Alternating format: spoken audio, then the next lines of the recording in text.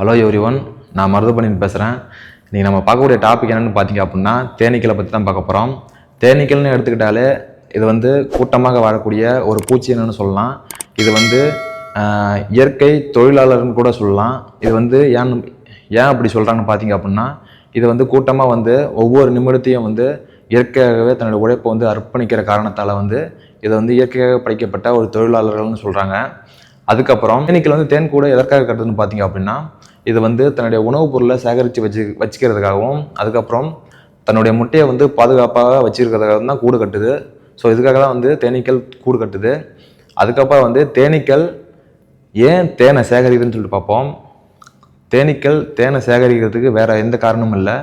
தேனீக்களுக்கு வந்து தேன் தான் வந்து உணவுப் பொருளாக பயன்பட்டுருக்கு. ஸோ இதனால தான் வந்து தேனீக்கள் தேனை சேகரிச்சுக்கிட்டு இருக்கு. அதுக்கப்புறம் பூக்கள் பூக்காத காலத்துலேயும் குளிர்காலத்துலேயும் வந்து இதுக்கு தேவைப்படுகிற உணவு வந்து முன்னாடியே வந்து தேன்கூட்டில் சேகரித்து வச்சுக்கிறது. ஸோ இதனால தான் வந்து தேனீக்கள் வந்து தேன்கூட்டில் அதிக அளவு தேனை சேகரிக்கிறதுக்கு காரணம் இதுதான். தேனீக்கள் வந்து தேனை எப்படி சேகரித்துன்னு சொல்லிட்டு பார்ப்போம். தேனீக்கள் வந்து முதல்ல வந்து பூக்களில் இருக்கக்கூடிய நெக்டாருங்கிற ஒரு பொருளை வந்து தன்னுடைய வாயு மூலியமாக எடுத்து தன்னுடைய வயிற்றில் வந்து சேகரித்து வச்சுக்கும். இப்படி சேகரித்து வச்ச நெக்டாரை வந்து ஒரு தேனீ வாயிலிருந்து இன்னொரு தேனீ வாய்க்கு வந்து அந்த நெக்டாருங்கிற பொருளை வந்து கக்கும். அது எதனால் கக்குதுன்னு பார்த்தீங்க அப்படின்னா, தேனீக்களோட வயிற்றில் வந்து ஒரு எம்சன் சுரப்போம். அந்த எம்சன் வந்து அந்த நெக்டாரில் கலந்து தான் தேனாக மாற்றப்படுது. ஸோ இதனால தான் வந்து ஒரு 50 தேனீக்கள் வாயில் வந்து இந்த மாதிரி கக்குமா. இந்த மாதிரி கக்கிறதன் மூலமாக தான் வந்து அந்த நெக்டாருங்கிற பொருள் வந்து தேனாக மாற்றப்படுது. ஸோ இப்படி தான் வந்து தேனீக்கள் வந்து தேனை வந்து உருவாக்குது. தேனீக்கள் வந்து தேனை சேகரிக்கிறப்ப மகரந்த தூளையும் சேகரித்து கூட்டுக்கு எடுத்து வந்துடும். அப்படி எடுத்துகிட்டு வந்து ஒரு அறையில் வந்து மகரந்த தூளை சேகரித்து வச்சுக்கும். அது எதுக்காகன்னு பார்த்தீங்க அப்படின்னா, அந்த மகரந்த தூளை வந்து தேனோட கலந்து வந்து லார்வாக்களுக்கு கொடுக்குமா. ஏன்னு பார்த்தீங்க அப்படின்னா, அந்த மகரந்த தூள் வந்து பலவித சத்துக்கள்லாம் இருக்குமா. ஸோ அந்த சத்துக்கள்லாம் வந்து தேனீக்களுக்கு கிடைக்கிறதுக்காக அந்த மகரந்த தூளில் தேனை கலந்து தன்னோட லார்வாக்களுக்கு வந்து கொடுக்குது. தேனீக்கள் வந்து 3 வகைகளாக இருக்குது. அதெல்லாம் என்னன்னு சொல்லிட்டு தான் பார்க்க போகிறோம். முதலாவதாக வந்து ஆண் தேனீக்களை பற்றி பார்ப்போம். இந்த ஆண் தேனீக்கள் வந்து ஒரு கூட்டில் வந்து 100க்கும் மேற்பட்ட ஆண் தேனீக்கள் இருக்குன்னு சொல்கிறாங்க. இந்த ஆண் தேனீக்களோட வேலை என்னென்னு பார்த்தீங்க அப்படின்னா, ஒரு வேலையும் கிடையாது, சும்மா இருக்கிறது தான் இந்த ஆண் தேனீக்களோட வேலை. இதை வந்து கூட்டில் வந்து எந்த ஒரு வேலையும் செய்யாத காரணத்தால் இதை சோம்பேறி தேனீக்கள்னு கூட சொல்லலாம். இது வந்து எதற்காக படைக்கப்பட்டது அப்படின்னு பார்த்தீங்க அப்படின்னா, வேறு எதற்காக கிடையாது, இனப்பெருக்கம் செய்கிறதுக்காக மட்டும்தான் இந்த ஆண் தேனீக்கள் படைக்கப்பட்டிருக்கு.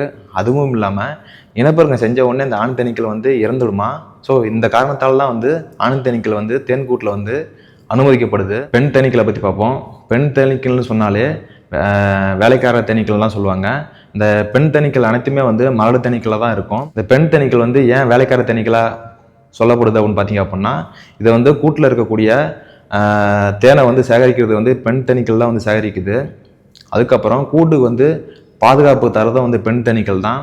அதுக்கப்புறம் கூடை வந்து வடிவமைக்கிறதும் பெண் தேனீக்கள் தான். ஸோ இதனால தான் வந்து பெண் தேனீக்களை வந்து வேலைக்கார தேனீக்களாக சொல்லிட்டு இருக்காங்க. ராணி தேனியை பற்றி பார்ப்போம். ஒரு கூட்டில் வந்து ஒரு ராணி தேனி மட்டும்தான் இருக்கும். ஒரு முழு வளர்ச்சி அடைந்த ராணி தேனி வந்து 16லேருந்து 20 மில்லிமீட்டர் நீளம் இருக்குன்னு சொல்கிறாங்க. இது வந்து கூட்டில் இருந்து வெளியில் வந்த உடனே தன்னுடைய சூழலுக்கு வந்து தன்னை வந்து அறிமுகப்படுத்திக்குமா.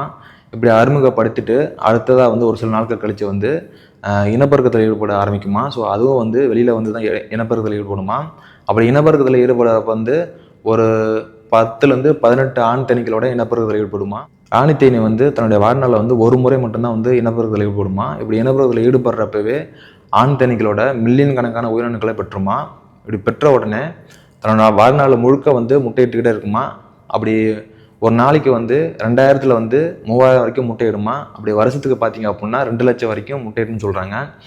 இந்த ராணி தேனீக்களுக்காகவே பணி செய்கிறதுக்காக ஒரு 10 பனித்தேனீக்கள் இருக்குது. இதோட வேலை என்னென்னு பார்த்தீங்க அப்படின்னா, ஒரு 20 முட்டை இட்டதுக்கு அப்புறமா ராணி தேனீக்களுக்கு வந்து ஆகாரம் கொடுக்கறது மட்டும்தான் அந்த பனித்தேனீக்களோட வேலை. தேனீக்கள் அழிந்தால் உலகம் அழியுமா அப்படிங்கிற கூற்று வந்து எதற்காக வந்துன்னு பார்த்தீங்க அப்படின்னா, இந்த பூமியில் வாழக்கூடிய எல்லா மக்களுக்கும் வந்து உணவுப் பொருள் வந்து ஒரு முக்கிய காரணமாக இருக்குது.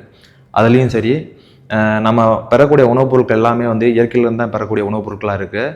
அதனால தான் இயற்கையில் வந்து எதனால் வந்து உணவுப் பொருட்கள் கிடைக்குதுன்னு பார்த்தீங்க அப்படின்னா, இயற்கையில் வந்து இனப்பெருக்கம் மகரந்த சேர்க்கை நடந்தால் வந்து உணவுப் பொருட்கள் கிடைக்கும்.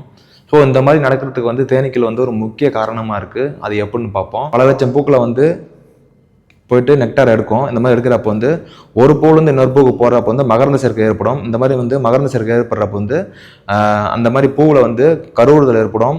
இது இந்த மகரந்த சேர்க்கை வந்து முக்கிய காரணம் வந்து தேனீக்கள் தான் இருக்குது. மகரந்த சேர்க்கை வந்து 3 விதமாக ஏற்படும். ஒன்று வந்து நீர் மூலியமாகவும் ஏற்படும், ஒன்று காற்று மூலமாக ஏற்படும், இன்னொன்று வந்து தேனீக்கள் மூலமாக ஏற்படும். இதில் வந்து 90% வந்து தேனீக்கள் மூலியமாக தான் அதிகமாக ஏற்படுது. இப்படி தேனீக்கள் அழிஞ்சிச்சு அப்படின்னா இந்த மாதிரி வந்து விதைகளை உருவாக்க முடியாது. இந்த காரணத்தால் தான் தேனீக்கள் அழிந்தால் உலகம் அழிந்துருன்னு சொல்கிறாங்க. அமெரிக்காவில் வந்து ஒரு கணக்கெடுப்பு பெற்றிருக்காங்க. தேனீக்கள் வந்து எண்ணிக்கை குறையுதுன்னு சொல்லிட்டு ஐநாவில் வந்து பதிவு பண்ணியிருக்காங்க. இது ஏன் வந்து குறையுதுன்னு பார்த்தீங்க அப்படின்னா, தேனீக்களுக்கு தேவையான உணவுப் பொருள் கிடைக்காத காரணத்தாலையும், அதுக்கப்புறம் அதுக்கு இடவசதி இல்லாத காரணத்தாலையும், அதுக்கப்புறம் அது வந்து பூச்சிக்கொல்லி மருந்து வந்து அதிகமாக வந்து விளைநிலத்திலையும் மற்ற எல்லா பொருட்களையும் வந்து பூச்சிக்கொல்லி மருந்து பயன்படுத்துறதாலையும் வந்து தேனீக்களோட எண்ணிக்கை வந்து குறையுதுன்னு சொல்கிறாங்க. இதை எப்படி சரி செய்யலான்னு பார்த்தீங்க அப்படின்னா, நம்மளுடைய தோட்டத்தில் வந்து தேனீ வளர்ப்பு செய்வது மூலிமா வந்து தேனீக்களோட எண்ணிக்கை வந்து அதிகரிக்கலாம். இதன் மூலிமா வந்து நம்மளோட தோட்டத்துலேயோ அல்லது விவசாய நிலத்துலேயோ வந்து மகசூல் அதிகரிக்கவும் வந்து வாய்ப்பு அதிகமாக இருக்குது. ஏன்னு பார்த்தீங்க அப்படின்னா, தேனீக்கள் வந்து மகரந்த சேர்க்கையை வந்து அதிகமாக உண்டு பண்ணும். இதன் மூலிமா வந்து மகசூல் அதிகரிக்க வாய்ப்பு இருக்குது. ஸோ இந்த செயல் மூலிமா வந்து தேனீக்களோட எண்ணிக்கை வந்து அதிகரிக்கலாம். அதுக்கப்புறம் பூச்சிக்கொல்லி மருந்து வந்து அதிகமாக வந்து செயற்கையான பூச்சிக்கொல்லி மருந்தை வந்து தவிர்த்துட்டு இயற்கையான முறையில் வந்து பூச்சிக்கொல்லி மருந்து வந்து யூஸ் பண்ணுறது மூலிமா வந்து தேனீக்களோட எண்ணிக்கை வந்து அதிகரிக்க முடியும். ஸோ இந்த வழிமுறைகள்லாம் ஏற்படுத்தினா தேனீக்களோட எண்ணிக்கை வந்து அதிகரிக்கலாம். இந்த வீடியோ உங்களுக்கு பிடிச்சிருந்ததுன்னா மறக்காமல் லைக் பண்ணுங்கள், கமெண்ட் பண்ணுங்கள், ஷேர் பண்ணுங்கள். அடுத்த வீடியோவில் பார்க்கலாம். பாய்.